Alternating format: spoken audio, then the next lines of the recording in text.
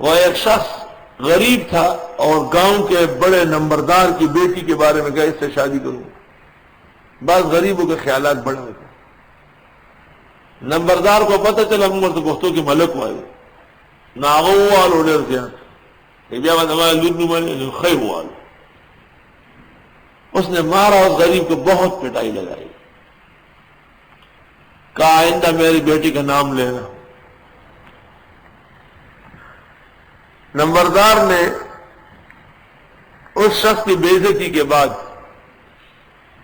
دیکھا کہ وہ بیٹی جو تھی وہ پاگل ہو گئی اور وہ گھر سے بغیر پوچھ کے اور بغیر پردے کے باہر نکلنا شروع کیا. وہ بڑا تنگ آیا. نوبت یہاں تک پہنچی کہ اس کو زنجیر سے باندھا گیا اور وہ غریب آدمی جو تھا اس نے سورہ تغابن شروع کر دی. ہر قسم کے علاج کے بعد اخیر میں نمبردار کو کہا گیا کہ کسی غریب و عاجز کا دل دکھایا ہے اور اس کی آہ پڑی ہے. اس نے کہا کہ اس طرح ایک ہمارے گاؤں کا لڑکا ہے وہ اس کا نام لیتا تھا.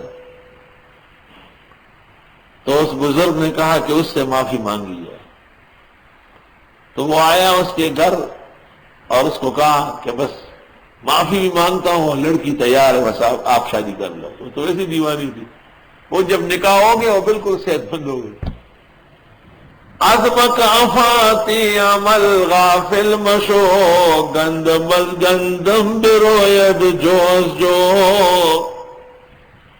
آج لوگ اس لیے فیض نہیں ہوتا بس ایک وظیفہ کر لیا فوراً مجھے لکھ لیتے ہیں میں نے کر لیا کام نہیں ہوا. جیسے کوئی کہے ڈاکخانے چلا گیا وہاں سے پارسل نہیں ملا. شرم تم کو مگر نہیں آتی.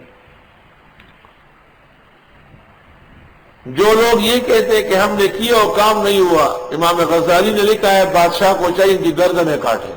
یہ خدا کی ذات و صفات کے منکر ہے. اجرت کی کیا ضرورت ہے؟ حدیث میں ہے اللہ بندے کی دعا قبول کرتا ہے یہاں تک کہ وہ کہے کہ میں نے دعا مانگی قبول نہیں ہوئی تو اللہ اس سے منہ موڑ لیتا ہے.